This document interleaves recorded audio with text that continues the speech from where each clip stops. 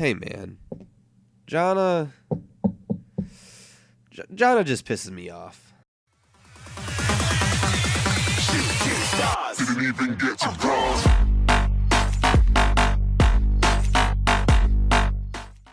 What's up guys, Captain Ballsack here, and today we're going to do something a little bit different. Instead of doing a normal comedic video, which is what I normally do, I'm going to teach you some I'm going to teach you a couple tips and tricks with my boy Dre here.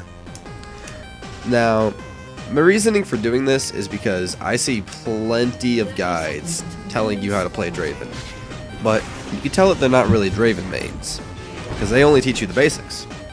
So today I'm going to teach you how to actually play the champion. Now, if you need some credentials, I'll go ahead and let this all start doing talking for me.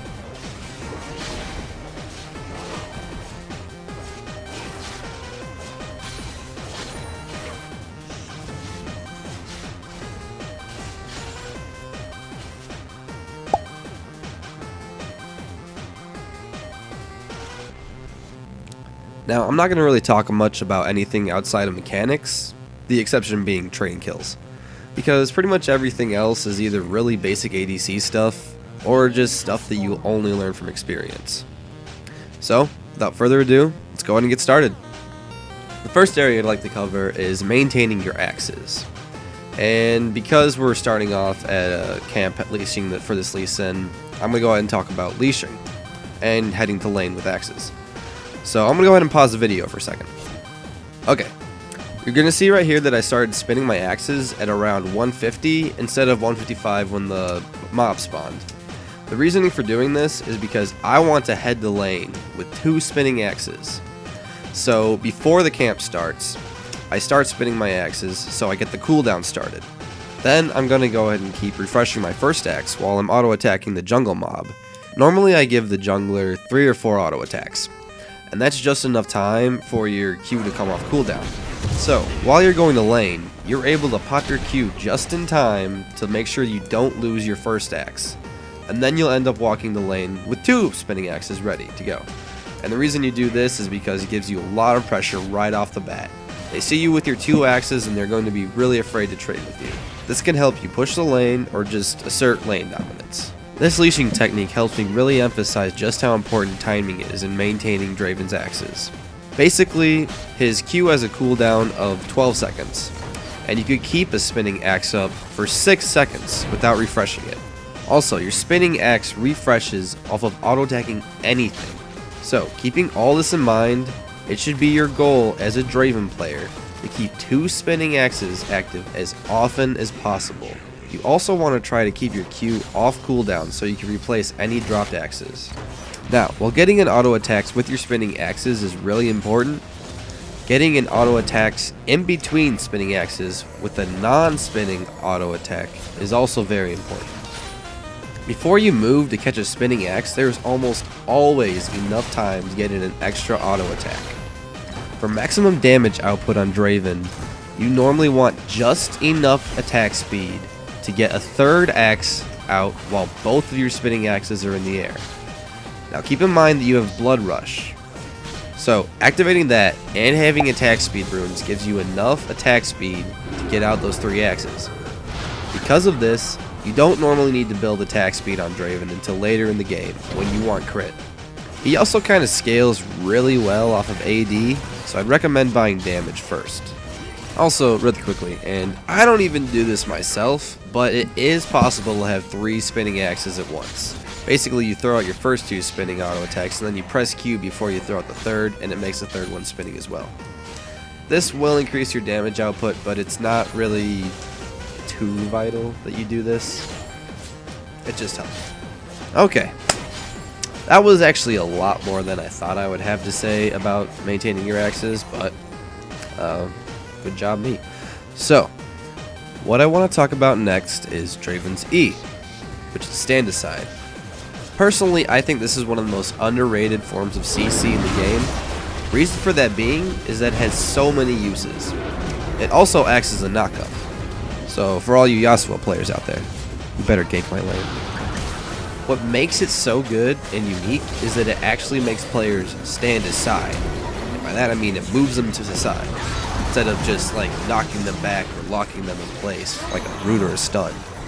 Now I'm going to go ahead and show you guys 2 clips, and I want you to pay attention to how I position myself and how I aim my W to control which way they go. Now, something that you're going to notice throughout the entire video is that I almost never throw my stand aside directly at an enemy. In this case, All-Star and I were looking to escape, so I moved myself off to the left a little bit and then placed my stand aside slightly in front of them so that it would knock them backwards. It didn't make much of a difference here because we were so far ahead, but the direction you knock your enemies back can determine whether or not you live or die in a fight. In this next clip, I'm going to point out 2 different things. The first is that I throw my stand aside in front of her, so I knock her back towards me. That helps me secure the kill. The second thing that you saw is that I aggressively flashed forward, going for a kill, and stand aside immediately. This is just a fun little trick that I like to do.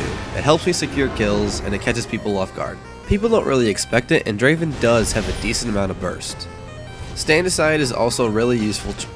Stand aside is also really useful for trading, since it temporarily Stand aside is also really useful for trading, since it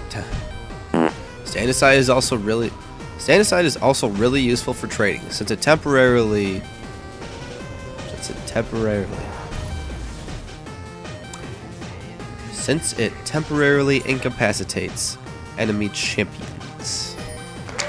There we go. Peace out. So, because of that, try auto-attacking, then stand-asiding, then auto-attacking again, or stand-asiding, then auto-attacking. It'll help you get off more harass, and it'll also keep you safe from retaliation. Keeping that in mind, make sure you pay attention to how I use stand-aside in the rest of the clips I use. Next, I'm going to teach you guys about uses for Draven's ultimate. You can see in this next clip that it can be used to clear minion waves and keep towers from dying. Okay, that might not be the best clip to prove my point, but trust me, it does. It can save towers. Just trust me on that one. Draven's ultimate also really helps with bursting enemies down. It takes almost no time to cast, and it does a decent amount of damage, as you can see in this clip. Try casting it right after an auto attack to be more efficient. That way, you don't have to sacrifice one of your auto attacks to get it off. Also, don't be afraid to use it as a cross-map ultimate like you would Ezreal's or Jinx's, because it is a global ult, and it can help get you free assists or even free kills. And, I mean, who doesn't want those? Also, I don't really have any good clips of it right now, but make sure you recast your ultimate before it hits the intended target, because that will help to ensure that they get hit by the axis going both ways and take the full damage from your ultimate. Also keep in mind that your ultimate will return to your current location, so if you switch places from where you were previously, your axes will go to you. Oh, and yeah, it has a lot of AoE potential too, so you should probably try to line it up in team fights. Okay, so I took a quick breather and now I'm back, so I'm feeling good and refreshed and ready to go. The next subject that we're going to talk about is how to trade kills. Now, Draven is very different from other champions because of his passive, which allows you to gain minion stacks, and then once you get a kill, you consume the minion stacks to get gold. Because of this, trading kills on Draven early on in the game is actually alright to do. Basically, you get 2 stacks for every minion that you kill, and for every spinning axe that you catch. So as those stack up, kills will be more valuable. But even if you do get a kill with 0 stacks, you still get the flat plus 50 gold, and that's always useful. You also lose half your stacks upon death, so if you feel like you're going to die, you better try to get a kill as hard as possible. If you trade 1 kill for 1 kill, you will always come out on top because of your passive, and because Draven is one of the hardest snowballing champions in the game. However, you need to keep in mind that you are the ADC, so during team fights and late game, you do not want to do this, especially for a low priority target. Also, this doesn't mean to put yourself in situations in which you will get a kill and then die, because giving gold to the enemy team is still never a good idea, even if you snowball harder than them. Since you are a little bit of a lame bully, if you have a decent support, you should be able to get a kill without dying, so just keep that in mind and you'll be fine. Okay guys, that's it for the tutorial, except for one last bit of advice. If catching and leading your axes isn't second nature to you, then you have not practiced the champion enough. Just go to some bot games and fool around with it a little bit, or something like that.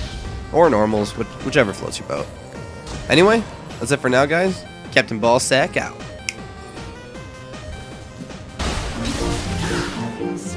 Hey man, I was clearly baited by that Annie. I'm gonna knock you out, brother. Mama said knock you out, son. I'm gonna knock you out. Mama said knock you out. I'm gonna knock you out, baby. Mama said knock